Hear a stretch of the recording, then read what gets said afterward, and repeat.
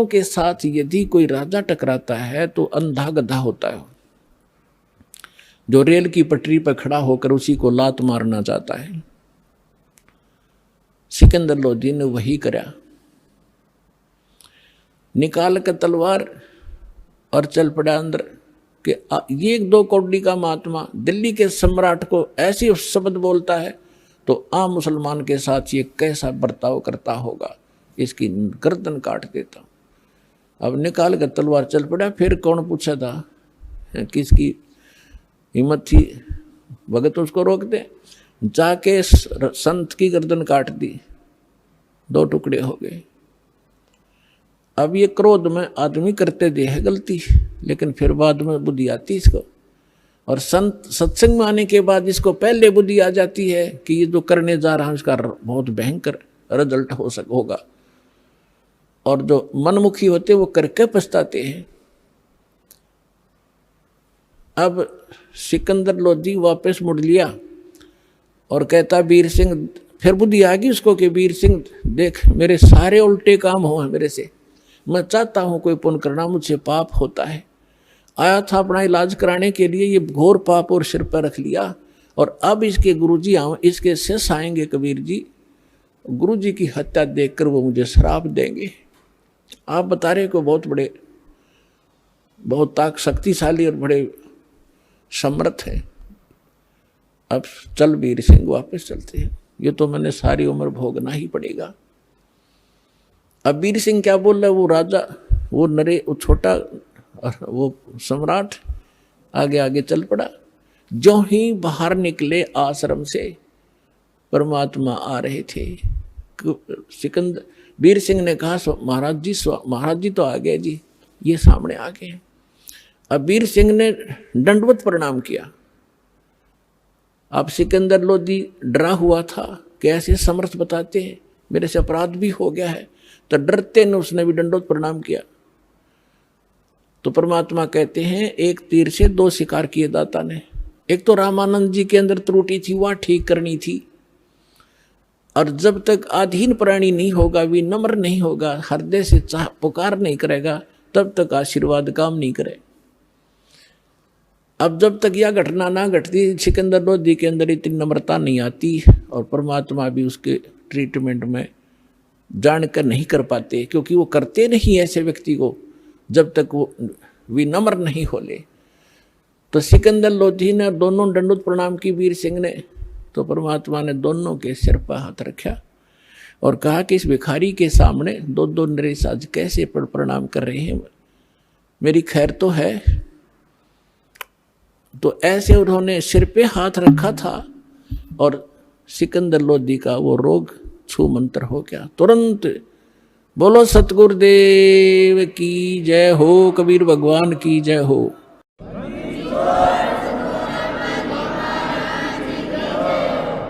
अब सिकंदर लोधी ने दृढ़ता से पैर पकड़ लिए, एकदम स्वस्थ हो गया जैसे कभी रोग था ही नहीं, रोता ही रहा पड़ा। कबीर साहब ने कहा उठो राजन उठो, क्या बात होगी।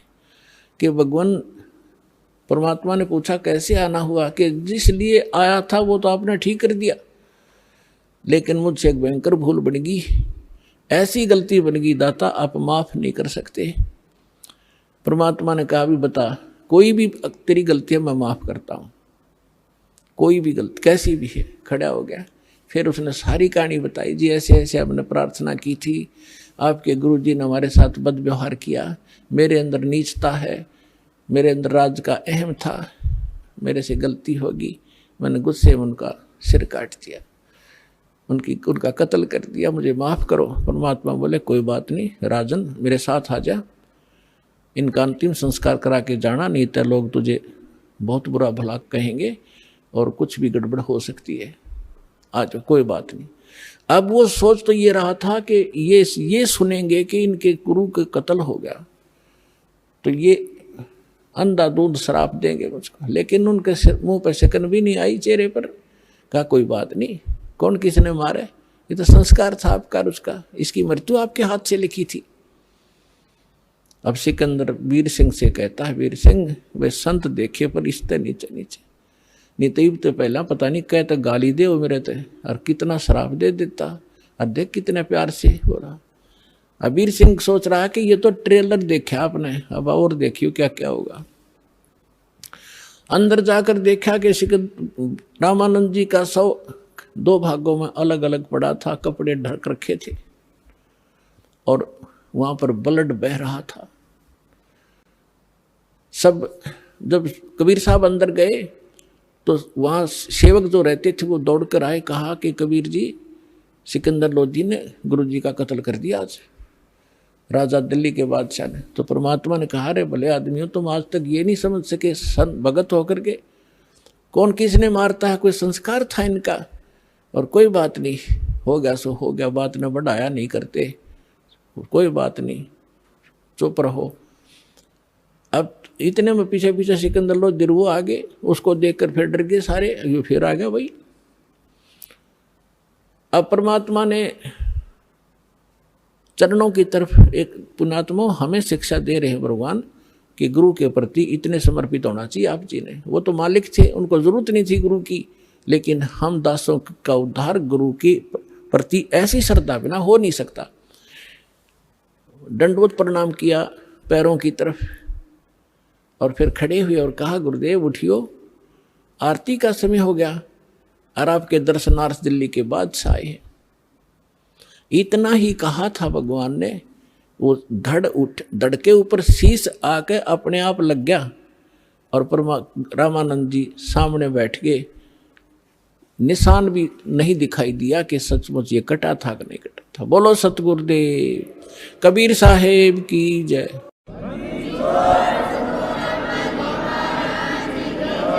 अब रामानंद जी ने जब देखा सामने सिकंदर फिर खड़ा है, उसका फिर तौड़ी पड़ गई सलवटे माथे पर। तो परमात्मा ने कहा कि भगवान हम सभी एक परमात्मा के बच्चे हैं, लेकिन उधर से दिमाग हटा के कबीर साहब ने रामानंद जी ने देखा सामने, और क्या देखा कि आधे ही कुछ तो ब्लड बह रहा था और कुछ दूध, आधे हिस्से से ब्लड आधे से दूध निकला बॉडी से। तब कबीर साहब से पूछा कि हे भगवान मुझे ये कारण बताइए, मेरे शरीर से या तो ब्लड निकले, दूध का मतलब क्या, तो आधा दूध कैसे निकला। तो परमात्मा ने कहा कि जब से आप को ज्ञान हुआ है उसके बाद आपने हिंदुओं के शूद्रों से तो नफरत छोड़ दी। पहले ये ब्राह्मण लोग शूद्र जाति वालों के कपड़ा भी नहीं लगने देते थे, और जब परमात्मा शूद्र जाति में ही थे, जुल्हा जाति में जब परमात्मा की पहचान हुई, रामानंद जी ने सीने से लगा लिए थे सारे समाज के सामने। और उसके बाद कोई, उससे पहले वो केवल ब्राह्मणों को दीक्षा देते थे, अन्य को नहीं देते थे। उसके बाद सभी कौम को, हिंदुओं को वो दीक्षा देने लग गए थे। अब परमात्मा ने बताया कि स्वामी जी हम परमात्मा को तभी प्राप्त कर सकते हैं जब हमारे अंदर से राग और द्वेष दोनों नाश होंगे। आप हिंदुओं से तो नफरत करना छोड़ चुके हो, शूद्रों से, लेकिन मुसलमानों से अभी नफरत करते हो। परमात्मा के सब बच्चे हैं आपके, आज तक आप भी यही सोच रहे हो कि ये मुसलमान और ये हिंदू है। उस मालिक के जीव हैं हिंदू और मुसलमान, यहाँ हमने अलग से अपनी पहचान बनाकर हम दो बढ़कर दुखी हो रहे। 1 घंटे तक परमात्मा ने इसी विषय पर सत्संग सुनाया। रामानंद जी की आंखों में आंसू पड़ने लगे, कहने लगा भाई मैं गढ़ा निकम्मा आदमी था, आज तक मेरे अंदर ये दोष बरकरार था, आपने मेरी आंख खोल दी। खड़ा होकर उस महापुरुष ने सिकंदर लोधी को सीने से लगा लिया कि बेटा मेरी घड़ी भूल थी, आज मेरी आंख खोल दी मेरे बच्चे ने, भगवान है ये, लेकिन आज मेरी वो सारा दोष भी समाप्त हो गया। आज के बाद मैं किसी के प्रति कोई नफरत नहीं रखूंगा। बोलो सतगुरुदेव।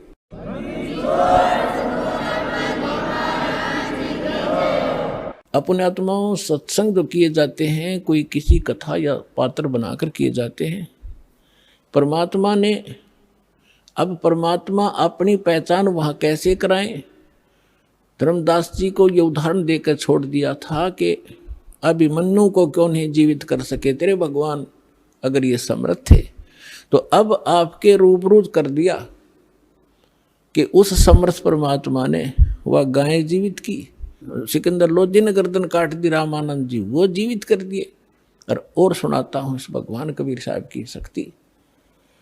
अब जब वो कबीर साहब से सिकंदर लोधी ने अर्ज किया कि हे भगवान, हे अल्लाह के रूप, आप दिल्ली चलो मेरे साथ, और वहाँ की जनता में भी यही आग फैल रही है, हिंदू और मुसलमानों की आपस में बहुत झगड़े रहते, मुझे भी चैन से नहीं रहने देते। आपके इतने निर्मल विचार हैं दाता, वो सारे एक हो जाएंगे, आप मेरे साथ चलो। परमात्मा बोले मैं ऐसे नहीं चलता, पहले मेरा शिष्य बन, तब मैं जाऊंगा। कहने लगे जी बोलो क्या? शिष्य बन गया मैं? मेरे तो जीवन ही नहीं था, आपने दान दिया है जीवन, मैं आपका शिष्य, आप मेरे मालिक हो। परमात्मा बोले सुन ले, कुछ नियम होते हैं शिष्य के। शराब मांस तमाकू छुआ नहीं का, और अपने राज्य में मुनादी कर देना, प्रतिबंध लगा देना, कोई जीवन हिंसा नहीं करेगा। अब उसने कहा कि देखो जी, मैं प्रयोग नहीं करूंगा मांस आज के बाद, ये मेरा पक्का वायदा हो लिया। तम्बाकू भी नहीं प्रयोग करूंगा, शराब तो हम प्रयोग करते ही नहीं। और दूसरी रही बात कि मैं प्रतिबंध जरूर लगा दूंगा, लेकिन मैं मजबूर हूँ, ये मुसलमान मेरी मानेंगे नहीं, और मैं ज़्यादा जोर दूंगा तो मेरा राज खत्म कर देंगे, इसलिए मैं विवश हूँगा इस बात पर। परमात्मा बोले ठीक है, तू मत खाना। अब ठीक है जी। तो मालिक को साथ लेकर परमात्मा चले गए झोपड़ी में, वो आगे अपने राज दरबार में वीर सिंह के पास। तो वहाँ शेख तकी नाम का जो गुरु था मुसलमान, उसको जाकर के राजा ने बताना ही था अपनी खुशी कि भाई आज मैं कमाल हो गया, मैं बिल्कुल स्वस्थ हो गया तकी, शेख तकी जी, हे पीर जी। और कबीर साहब ने केवल आशीर्वाद दिया था, मेरे सिर पे हाथ रखा था, मैं स्वस्थ हो गया, मेरा कति आज कोई मुझे रोग का नामो निशान नहीं है, मैं बहुत खुश हूँ। और वीर सिंह अब खाना खाऊंगा, और खूब छक कर रोटी खाई। अब कहते हैं दो फकीर और दो वजीर ये कभी भी एक दूसरे की प्रशंसा सुन नहीं सकते। अब उसके आग लागी कि तेरी महिमा कम और कबीर की महिमा ज्यादा होगी। तो मुंह चढ़ा लिया शेख तकी ने।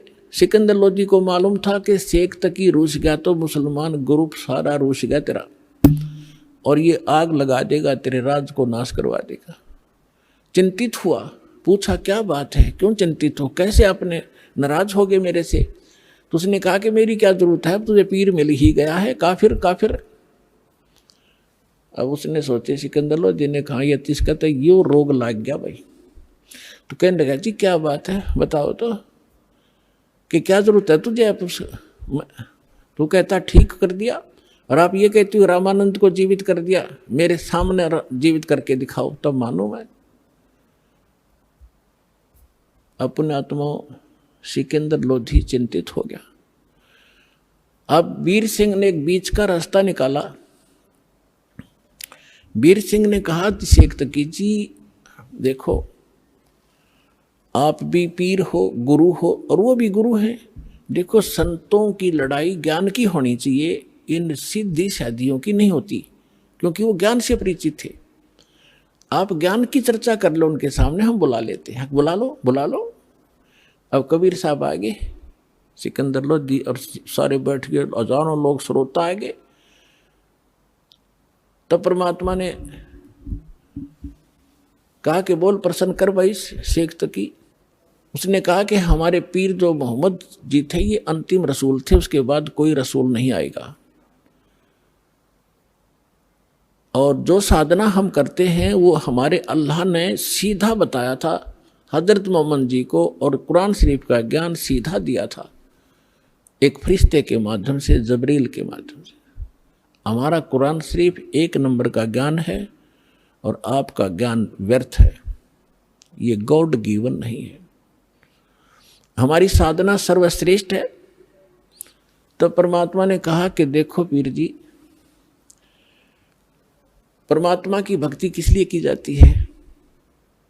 घर में सुख हो, शरीर स्वस्थ रहे, घर में कोई दुर्घटना ना हो, कोई अशांति ना हो, कोई इसी प्रकार का कोई ऐसा अनहोनी ना हो, ऐसे इसलिए करते और मोक्ष हो। हाँ, कहाँ ऐसे करते कि आप हजरत मोहम्मद जी जितनी साधना, नमाज या कोई परहेज रख सकते हो कि नहीं? नहीं, वो तो महापुरुष थे, वो तो नबी थे, रसूल थे, तो उन जितनी आप नमाज भी नहीं कर सकते इसी श्रद्धा से। हजरत मोहम्मद जी का जीवन देखो, वो पहले भी दुखी थे और नबी बनने के बाद भी दुखी, साधना करते करते कर टूट गया उनके ऊपर। पहले उसकी माँ की गर्भ में थे जब पिता की मृत्यु, 8 वर्ष के हुए, जब 6 वर्ष के हुए जब माँ की मृत्यु, फिर दादा पाले था, 8 वर्ष के हुए दादा की मृत्यु, अनाथों की तरह पला, और फिर उसका 25 वर्ष की आयु में एक 40 वर्ष की आयु की एक औरत से विवाह हुआ, जो 2 बार पहले विधवा हो चुकी थी। उसके बाद उससे उसको 6 संतान मिली, 7 संतान हुई, 3 पुत्र और 4 पुत्रियां। और जब वो नबी बन चुका था उसके बाद उसकी 3 पुत्र मर गए उसकी आंखों के सामने। तो खाक साधना है तुम्हारी, और इस भक्ति से ऐसे कर टूटते रहे तो क्या भक्ति है ये तुम्हारी? अब फिट्टे मुंह हो गया उसे शेख तकी, चुप हो गया, कहने गए तो हमारे नबी की बेइज्जती करता, हम सुन नहीं सकते हैं, ये कहकर उठकर झंडी फाड़ दी। इनके पास यही है, नकलियों के पास बकवास करना। फिर सिकंदर लोधी का यह बात घर में हृदय में दचगी के सचमुच खाक साधना थी वह, लेकिन वो राजा बोल नहीं सकता पब्लिक के सामने। पब्लिक के सामने संत ही बोल सकता है। संत सर्व हितैषी होते हैं, वो केवल अपने राज के हितैषी होते हैं। अब अगले दिन सिकंदर लोधी ने परमात्मा को, कबीर जी को अपने हाथी पर बैठा लिया। अपने हाथी पर, जिसमें एक अलमारी सी एक रूम बना होता था, उसको हाथी के ऊपर, और उसमें स्वयं भी बैठी है, कबीर साहब को उसी में ले लिया और चल पड़े वापस दिल्ली को। अब रास्ते में आए, पड़ाव डाला एक नदी दरिया के ऊपर, क्योंकि वहाँ सैनिक भी काफ़ी साथ थे, वहाँ भोजन बनाते थे, नहाते धोते थे, इसलिए पानी का आसरा लेकर के वहाँ रुका करते थे सफ़र में। तो शाम ने सब अपना लेट गए, सुबह उठे। सिकंदर लोधी का दिनचर्या थी, सुबह जाकर उस पीर जी का माथा टेक्या करता, उसको खुश रखने के लिए। जब उसके टेंट में गया, मुंह चढ़ा रखा उसने, टेढ़ा मुंह कर लिया, सीधा मुंह नहीं बात करे। सिकंदर समझ गया कि इसका कोई मरोड़ी लग गई, कोई आज फिर इसका कुबद भारी है इसके मन में। विनम्र भाव से पूछा, पीर जी क्या हो गया, कि क्या जरूरत है आपने मेरी? अब तुझे मिल गया ना वो मुर्दे जिंदे करने वाला। मैं तो जब मानो मेरे सामने मुर्दा जिंदा करे तब उसको पीर पैगंबर की संज्ञा दूंगा, नहीं तो जाके मुसलमानों को कह दूंगा कि राजा काफिर हो गया है। राजा हिंदू बन गया है, काफिर बन गया है, एक हिंदू को गुरु बना लिया। अब सिकंदर के पैरों तले की धरती खिसक गई कि जाते काम करेगा, और सारे मुसलमान इसकी मुट्ठी में, और राज से रहित करेगा मुझे। चिंतित हो गया, वापस आ गया। उस टेंट में आया जहाँ भगवान बैठे थे, परमात्मा अंतर्यामी है। उनका चेहरा उतरा, देख कर कहा कि राजा, कोई राजकाज की बुरी खबर मिल गई क्या? तो उसने कहा कि भगवान, आपके रहते राज में क्या राजकाज की क्या खबर बुरी मिल सकती है, लेकिन मेरे साथ जो पीर है हमारा, ये मेरा सिर का दर्द है, और ये जब चाहे हो जाता है। आज यो मेरे से ढंग से बात नहीं कर रहा है, और इसने मुझे चिंता पैदा ये कर दी है कि तूने काफिर गुरु बना लिया है, और मैं मुसलमानों को बताऊंगा, और जाते मेरा यो काम बिगाड़ेगा। ये तो पक्का अनाड़ी है। परमात्मा ने कहा, क्या कहता है? कि ये कह रहा है कि मेरे सामने मुर्दा जिंदा करके दिखावा कबीर, तब मान लूँ मैं। परमेश्वर बोले, भाई जा, उसने नो कह दे कोई मुर्दा ले आवे, चल तेरी टेंशन तो खत्म करूँ मैं, हमारी तो देखी जाएगी। अब परमात्मा अपने बच्चे के, अपने भगत की टेंशन नहीं देख सकता। सिकंदर लोधी ने कहा कि पीर जी आप लाओ मुर्दा कोई। सिकंदर को तो पता था उसके सामने कर रखा कि 2 मिनट में करेंगे, ये तो भगवान है, अल्लाह है। अब शेख तकी कहता है, मैं कहाँ से लाऊं? कभी होगा जब देखा, जब इसका परीक्षा लूंगा। अब परमात्मा ने सोचे इतने सिकंदर मर लेगा, वहां तक पहुंचाएंगे, इतने हार्ट अटैक हो जाएगा, इतना चिंतित है। इतने में क्या देखा कि एक 13 वर्ष के बच्चे का शव दरिया में आ रहा है। और वो कैसे आया था कि उस बच्चे की आयु शेष नहीं थी, वो मर चुका था। कुछ कबीले ऐसे होते हैं जो जल पर, जो ना तो धरती में गाड़ते हैं, जमीन में नहीं दफनाते और न ही वो जलाते हैं, वो जल प्रवाह कर देते हैं इस उद्देश्य से कि इसके मांस को जीव जंतु खा लेंगे समुद्र के, कुछ पुण्य मिलेगा। इस करके उसको एक फ्लोटिंग सा बना करके, एक घास फूस का तैरने वाला बेड़ा सा बना के उस पर लिटा देते हैं और ऐसे सत्कार से उसको बहा देते हैं। वो बहता हुआ आ रहा था। तब सैनिक स्नान कर रहे थे, उन्हें दूर से देखा कि वो आ गया मुर्दा, एक मुर्दा आ गया, मुर्दा आ गया। सबको पता चल गया था कहानी क्या है। तो सभी आकर इकट्ठे हो गए, कबीर साहब भी आ गए, सिकंदर उसको शेख तकी कोई बुला लाए। तब परमेश्वर ने कहा, शेख तकी पहले तू जंतर मंत्र कर ले, कदे फिर नंबर बनावे और करके दिखा इसको जीवित। तो सभी और भी उपस्थित थे, उन्होंने कहा जी ठीक है, देखो दो के बीच में कोई होता है तो दोनों ने ही अपनी दिखानी चाहिए शक्ति। तो लगा फूफा करन, वो चला गया मुर्दा आगे, काफी दूर चला गया। तो शेख तकी कहता है कि ये अपने सिर से बला टालना चाहता था। मुर्दे जिंदे होते कभी, वो तो कयामत के समय मुर्दे जिंदे हुआ करते हैं, कयामत आओगी कभी, जैसा वो नर टाला रखा है। तो परमात्मा ने उस मुर्दा जो बहता जा रहा था डाउन स्ट्रीम में, जिधर पानी के बहाव में काफी 2-3 फरलांग चला गया था, 1000 गज के लगभग 1000 फुट की दूरी, तो वहां से मालिक ने ऐसे संकेत किया, मुर्दा वापस चल पड़ा। जैसे इंजन वाली किश्ती धारा के विपरीत बहकर फ्लोट होकर चलती है, और सामने आकर रुक गया, नीचे लहर चल रही है। तब परमात्मा ने कहा था कि हे आत्मा, तू जहां भी है, कबीर हुक्म से वापस आ और इस मुर्दे में, इस बच्चे के शरीर में प्रवेश कर दोबारा और बाहर आ जा। बोलो सतगुरुदेव। उसी समय वो बच्चा जीवित हुआ, कंपन हुई शरीर में और परमात्मा के चरणों में आके दंडवत प्रणाम किया। बोलो सतगुरुदेव।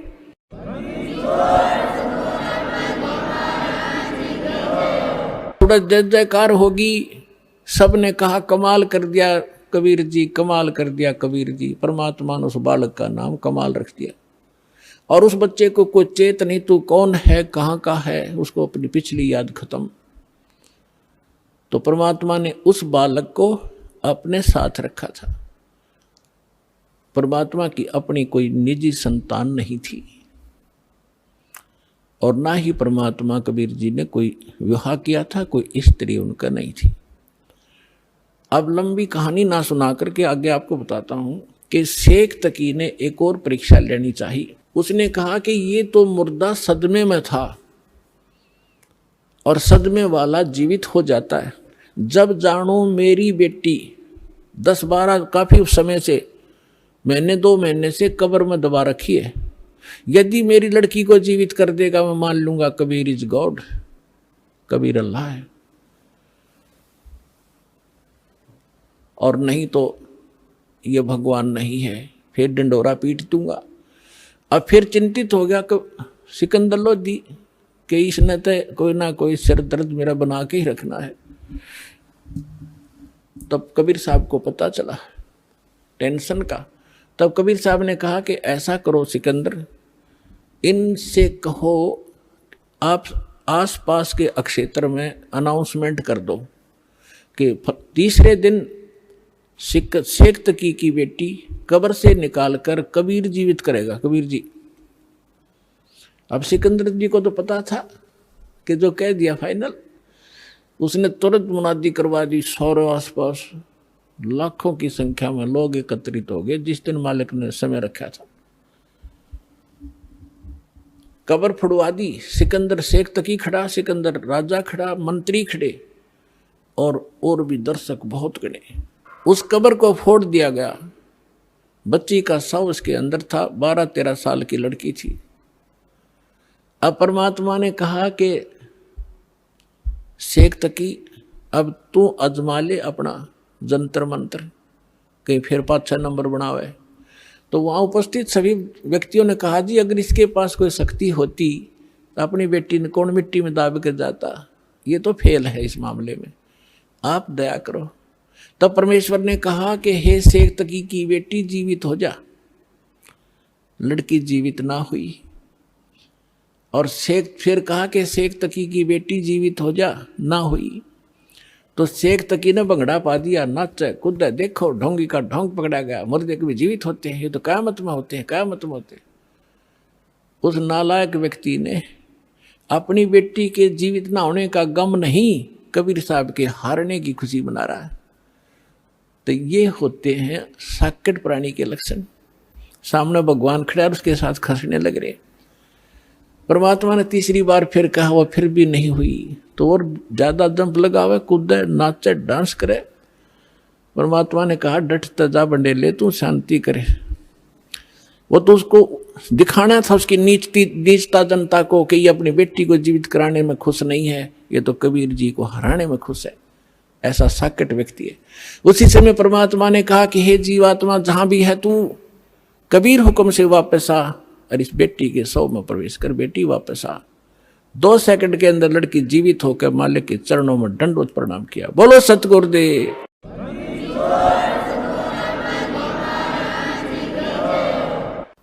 अब सबने कहा कि दाता कमाल कर दिया, मालिक कमाल कर दिया, परमात्मा।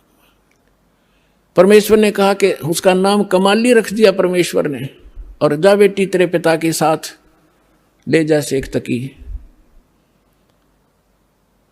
अब वो लड़की कहती है कि नहीं, आज मुझे अपने ओरिजिनल फादर का पता लग गया, ये तो नकली पिता था, मुझे माटी में डाल गया। आज मुझे अपने असली पिता का पता लग गया है।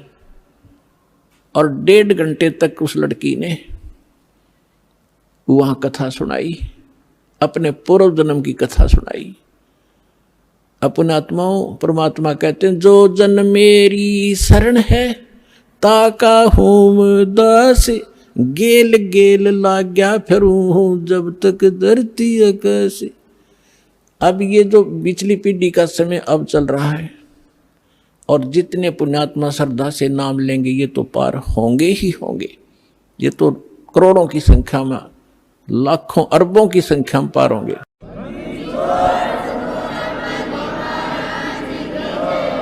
लेकिन इस भक्ति युग के अंत में कुछ ऐसे काल के दूत आएंगे, धीरे धीरे भ्रमित करना शुरू करेंगे, तो अपने आप ऑटोमेटिकली है, वो तो होगा ही होगा। उस समय कुछ भक्त रह जाएंगे, वो पार ना हो पाएंगे। तो उनमें से यही आत्मा कमाली और कमाल की थी। तो परमात्मा, उस लड़की ने अपने पूर्व जन्म की कथा सुनाई। पहले भी ये मुसलमान घर में जन्मी थी, ये अपने पिता के घर पे थी, और श्रद्धा पिछली भक्ति की इतनी गजब की थी, बहुत कनी। और वहां परमात्मा, जब ये लड़की चारा लेने के लिए पशुओं का खेतों में गई हुई थी, वहां भगवान मिले थे कबीर जी जिंदा महात्मा के रूप में, एक कुएं पर बैठे थे। तो वहां लड़की ने भी अपना जो चारा लाकर था उस वृक्ष के नीचे रखा। उस समय विश्राम करने के लिए साधु मिल गए, पीर जी खड़े दिखे, तो उनसे प्रणाम किया। परमात्मा ने काफी उसको ज्ञान दिया, बेटा भक्ति करनी चाहिए। वो कहती जी भक्ति करती हूँ, ईद बकरीद मनाते हैं, नमाज करती हूँ, ऐसे करती हूँ।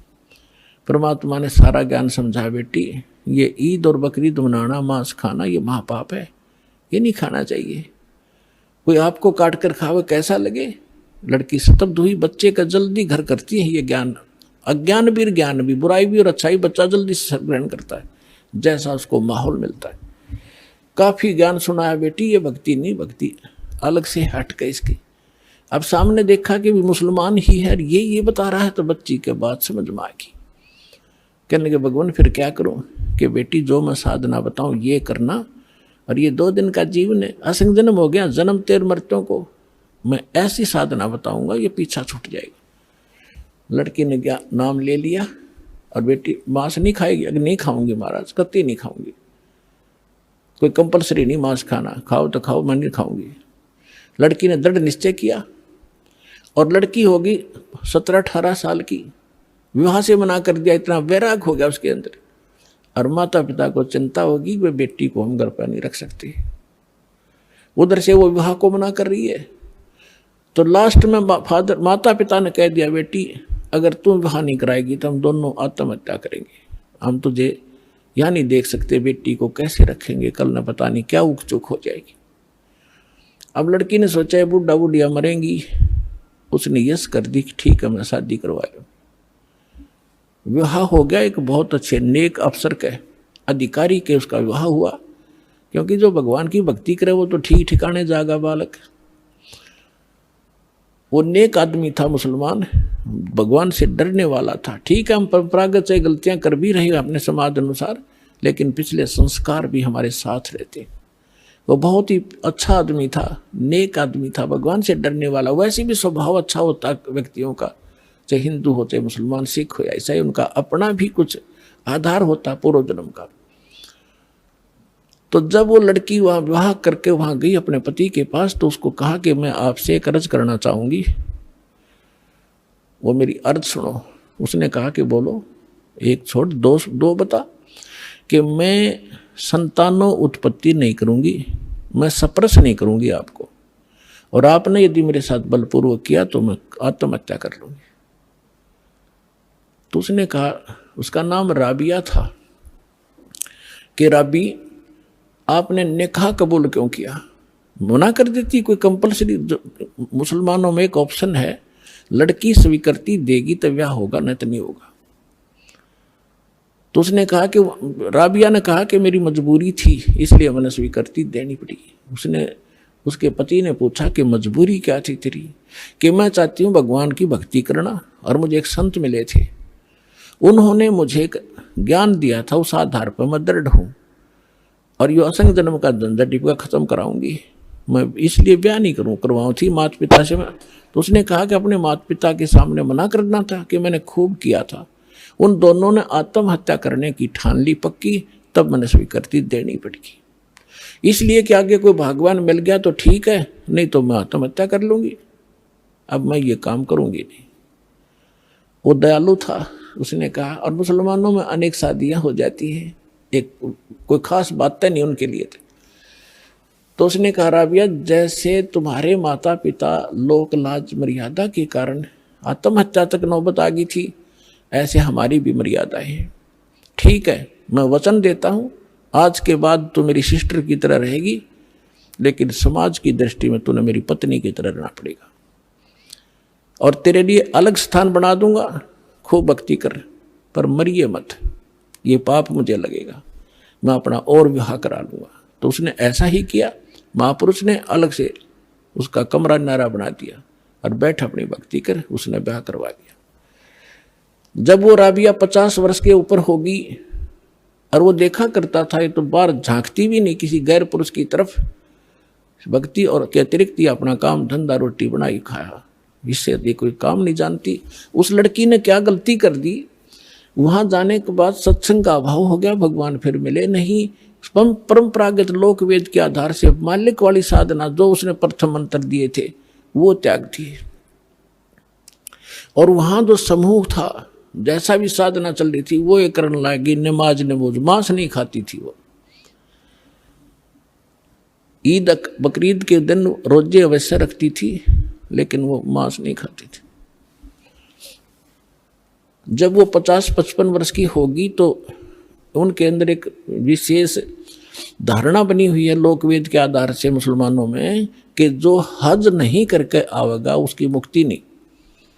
तो उसने अपने पति से कहा, जी मैं हज करना चाहती हूँ।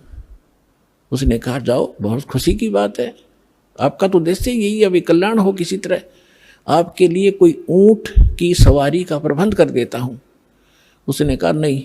राबिया ने कहा, नहीं मैं पैदल जाऊंगी, श्रद्धा से जाऊंगी, और भी बहुत से ली जा रही हैं, और भी बहुत से लोग जा रहे हैं, उनके साथ चली जाऊंगी। अच्छा जाओ फिर। अब वो चल पड़ी, अपने आत्मा देखते जाना, इसका रिजल्ट क्या है भक्ति का। हमने आज तक छोटे मोटे चमत्कार किसी के देख लिए, उसी को सिद्ध और महात्मा और भगवान मान लिया। ये अध्यात्म ज्ञानहीनता थी। अब लड़की जा रही थी, वो माई, और सफर में कोई आगे चला गया, कोई पीछे रुक गया। उस समय वो अकेली जा रही थी। रास्ते में उसको प्यास लगी, खुद स्वयं को सामने कुआं देखा। एक कुआं था, कुएं पर बाल्टी नहीं थी, ना कोई रस्सी थी। एक कुतिया प्यासी थी, उसके बच्चे छोटे छोटे दूरी पर उसने देख लिए थे। और कुतिया कभी कुएं में झांक रही थी, कभी राबिया के पैरों में आकर चाट रही थी, फिर कुएं की तरफ भाग रही थी। समझ गई राबिया कि ये प्यासी बहुत है, और यदि इसको जल नहीं मिला तो ये मरेगी, साथ में मरेंगे बच्चे इसके। और औरत के अंदर दया भगवान ने एक नारी दे रखी है, विशेषकर बच्चों के समय। तो वह एकदम, और कुछ पिछले संस्कार थे, भगवान आत्मा थी, भगवान से कोई जन्मों से पीछे से चलती आ रही थी। फिर हम रह जाते हैं, बिचल जाते हैं, छोड़ देते, ये माया, इस माया में फंस जाते। तो उस लड़की ने देखा आसपास कोई गांव नगर नहीं, ना कोई रस्सी है ना बाल्टी है। लड़की ने अपने कपड़े उतारे, पहले मोटे मोटे कपड़े हुआ करते थे, हाथ के बने हुए। अपना कपड़ा उतारा, चुंदड़ी, और उसको अपने बाल पाड़े। एक दो चार बाल पाड़ के देखियो कितना दर्द होगा। लेकिन उस परमार्थ में उस बेटी ने एक नहीं देखा, फटाफट अपने सारे बाल पाड़ कर रस्सी बनाई, लंबी, बहुत लंबी रस्सी बनानी पड़ी, क्योंकि पानी गहरा था। बांध कर उसने अपनी बात कपड़ा और उसके अंदर पानी में भिगोया, और बाहर एक मटका टूटा हुआ पड़ा था, उसका पात्र था आधा, उसमें निचोड़े कुतिया साथ साथ पीवे। वह कुतिया छका दी, अपने बाड़ बूढ़ खून खान निकला था, उसको पूछ पाछ के और चालन की तैयारी करी थी।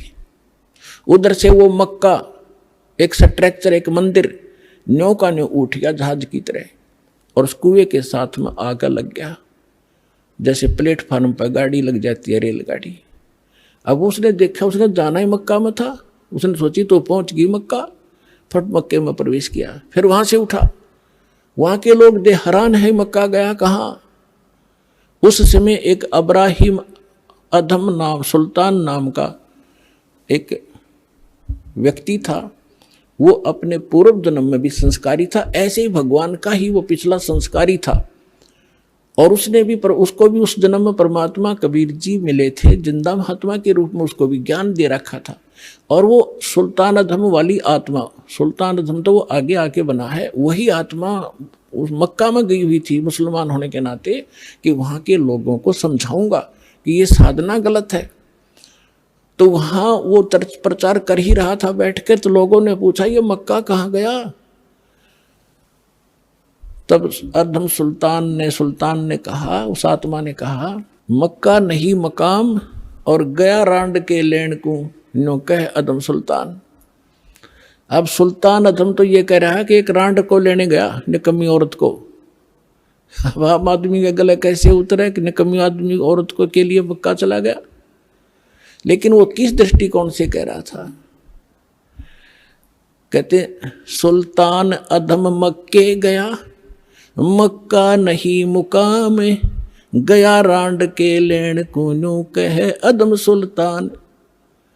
वो कहने लगे कि आप क्या बात है, कैसे, किसको लेने का, इतने मक्का वापस आ गया। उसमें वापस आया तो वो लड़की जिसके सिर पर बाल नहीं, सारी कहानी उसने बताई। और देखने वाले भी आसपास निकट इकट्ठे हो गए थे, कैसे हो गया। वो भी मक्के में चढ़ लिए साथ में। तो आकर जब उसने पूछा कि क्या कारण हुआ, उन्होंने सब ने मिलकर बताया कि ऐसे ऐसे इसने एक कुतिया और उसके बच्चों की जान बचाई, बाढ़ पाड़ कर रस्सी बांट के पानी पिया। और ये उद्देश्य लेकर यहाँ आ ही रही थी, तो भगवान ने इसके लिए मक्का ही भेज दिया। तो इतनी प्रशंसा की पात्र बन गई पूरे मुसलमान धर्म में कि भक्ति हो तो राबी जैसी, भक्ति हो तो राबी जैसी, जिसके लिए मक्का भी उठकर चला गया। लेकिन क्या इससे मोक्ष था उसका? फिर अब्राहिम सुल्तान अदब से पूछा कि आप इसको ऐसी निकम्मी लड़की क्यों कह रहे थे, इसने तो ऐसा कुर्बानी कर दी। जिसके लिए मक्का चला गया उसको आपने कैसे कहा ये निकम्मी लड़की है? तब इब्राहिम सुल्तान वाली आत्मा ने कहा कि यह निकम्मी है, इसको भगवान मिले थे जिंदा महात्मा के रूप में, इसने वह भक्ति छोड़ दी, ये डलेड हो रही है इसलिए निकम्मी है। उसके बाद राबी ने बताया कि फिर मेरा जन्म वो मृत्यु होगी वहां मेरी प्रशंसा हो रही है, अगला जन्म मेरा एक बांसुरी का हो गया। एक बांसुरी नाम की लड़की बनी मैं, और गाने गा गा के इतनी सुरीली आवाज से पर धार्मिक भगवान की शब्द सुनाया करती थी, बहुत प्रसिद्ध होगी। और वह भी फिर वृद्ध हुई जब मक्के में गई। अब मक्के में जाकर उसने पता था कि जो मक्के में मरता है, ऐसा ज्ञान सुन रखा था लोक वेद से, वो सीधा भिष्ट जाता है, स्वर्ग में जाता है, हेवन में जाता है। लड़की ने सोचा हेवन के लिए तो ये सारा कुछ कर रहे हैं, और मक्के में मरने से हेवन मिलता है, स्वर्ग मिलता है, तो वहीं कर्द से अपनी तलवार का से गर्दन काट दी, मक्के में चढ़ा दी। सबको वाह वाह की पात्र बन गई कि भक्ति हो तो बंसुरी जैसी, बंसुरी तो गई सीधी भिष्ट में, सीधी स्वर्ग गई है, तो इसने मक्के में शीश चढ़ा दिया। फिर बताती है कि मैं कहाँ गई, अगला जन्म मेरा एक वैश्या का बना, मैंने अपने खूब कर्म फोड़े, वो मेरा जन्म फिर समाप्त हुआ। अब मेरी आयु 12 वर्ष की मनुष्य जीवन की शेष थी, मानव शरीर की। और ये भी वहां धर्मराज के दरबार में जब मैं गई हुई थी, वहां मुझे पता चला, धर्मराज ने बताया कि ऐसे ऐसे तुझे कोई संत मिला था, वो साधना तूने 4 वर्ष की थी। हाँ जी, 4 वर्ष की थी। उसके बाद उसके कारण तुझे ये इतने मनुष्य जीवन मिले हैं। अब तेरा मनुष्य जीवन शेष नहीं है, अब तू पशु योनि में जाएगी। कुछ दिन इंतजार कर, तेरा नंबर आते ही वहां ठोक देंगे तुझे। तो उसने बताया कि ये आज परमात्मा खुद पहुंचे वहां पर, और धर्मराज के सामने वकालत करी वकील बन के कि ये मेरी भक्तनी थी, पिछले जन्म में मेरी साधना कर रखी है, इसको छोड़ तू अकाउंट नहीं ले सकता। धर्मराज ने हाथ जोड़ लिए और इनको वापस दे दी मेरी आत्मा, मैं यहाँ खड़ी हूँ। लोगों ये भगवान आए हैं, ये अल्लाह अकबर है, आँख खोल लो, चरण ले लो। लाखों लोगों ने कबीर साहब की शरण ली। बोलो सतगुरुदेव।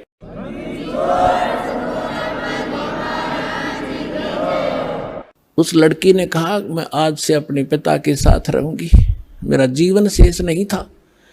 आज इस दाता ने मेरे को मनुष्य जीवन अपनी शक्ति से एक्सटेंड किया है। समर्थ का शरणाग हो, रंग होरी हो, भाई कदे न हो काज, राम रंग होरी हो। ऋग्वेद मंडल नंबर 10 सूक्त 161 मंत्र 2 कबीर साहब के ऊपर खरा उतरता है। तो who is God? Kabir is God. और कितनी कथा सुनाऊं आपको इस समर्थ भगवान की। और कृष्ण जी की हम एक कथा गाया करते थे, उसने सुन सुन के भगवान मान लिया। तो कबीर साहब समझाया करते थे, कबीर साहब कहा करते थे, बंधन काटे विपत में, कठिन कियो संग्राम, चिन्नो रे नर प्राणिया, वो गरुड़ बड़ो के राम। परमात्मा समझाया करते थे उसमें कि तुम श्री राम को भगवान बताते हो, और जब तुम्हारी कथा में है रामायण में कि श्री रामचंद्र जी को, रामचंद्र जी के ऊपर पूरी सेना के ऊपर नाग फांस का एक हथियार छोड़ दिया था।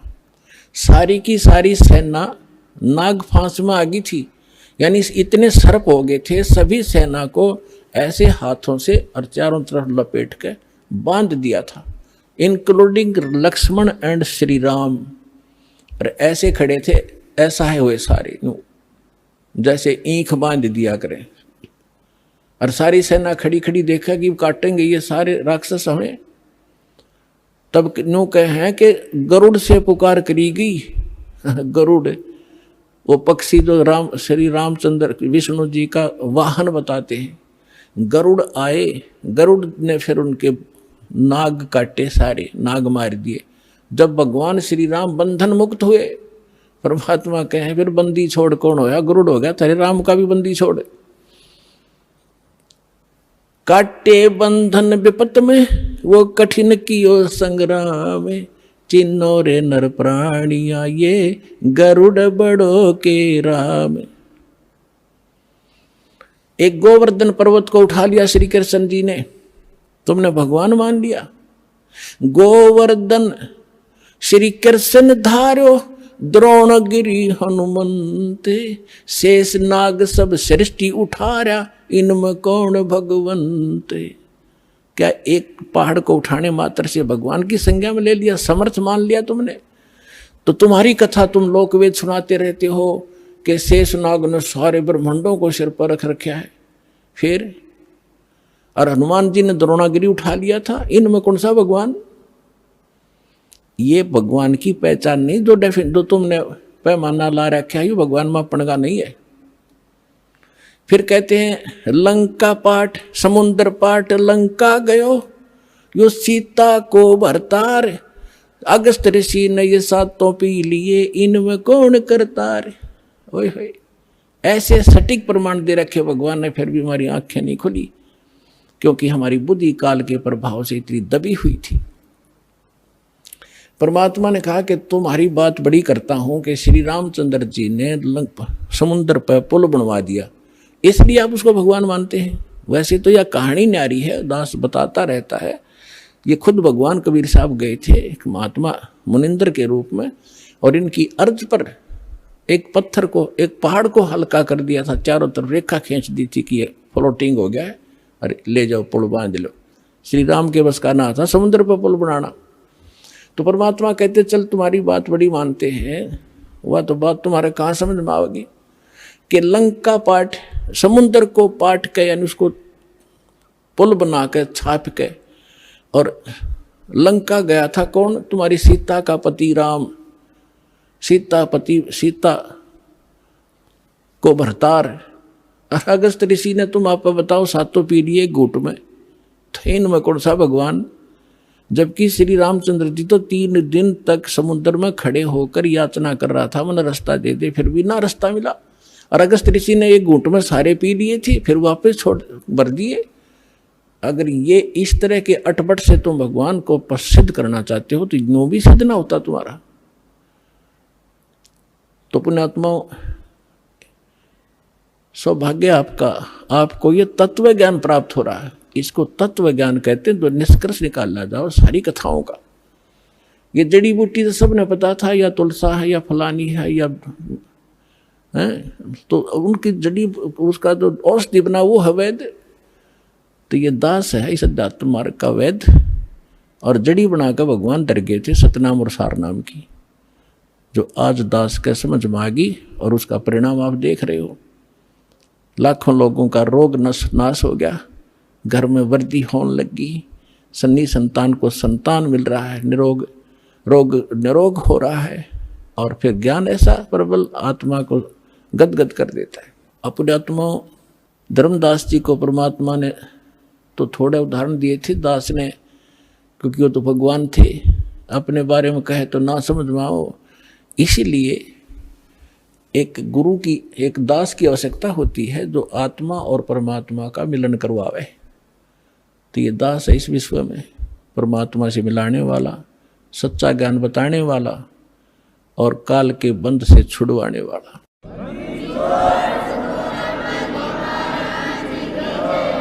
अब दूसरा प्रश्न था धर्मदास जी का कि भगवान श्री कृष्ण ने सुदामा जी के 2 मुट्ठी चावल खा के और उसको धनी बना दिया, उसका एक महल बना दिया। परमात्मा बोले एक राजा का मित्र, उसके लिए ये कोई खास बात है? तुम आप बताते हो श्री राम कृष्ण जी तो राजा थे द्वारका के, एक मित्र के लिए एक ढूंढ बना दिया छोटा सा, एक दे दिए उसमें 200 से 400 रुपये, वो सारी उम्र बतेरे उसको, तो इसी से भगवान मान लिया। अब ये दास बताएगा। अपन आत्मा वैसे थोड़ी सी 2 शिक्षाएं हैं, क्योंकि जो हम पहले ज्ञान सुना करते थे वो ज्ञान समझ लो प्राइमरी स्तर का था। ब्रह्मा विष्णु महेश को ये भगवान मानते थे, तो ये ज्ञान प्राथमिक पहली 5वीं कक्षा तक का समझो। और जो काल को ब्रह्म को भगवान मानते थे वो मैट्रिक तक का ज्ञान समझो, उनकी बुद्धि मैट्रिक तक समझो। लेकिन विधि ठीक ना होने से और वैसे उनको मान लेने से, वो ज्ञान होने से भी कोई लाभ नहीं था। अब जैसे हम कथा सुना करते सुदामा और कृष्ण जी की, अब इन कथाओं से भी थोड़ा सा निष्कर्ष हम साथ लेकर चलेंगे तभी हम, क्योंकि बच्चा जो 5वीं 6वीं 7वीं 10वीं पढ़ ले तभी तो अगली पढ़ाई पढ़ सकता है।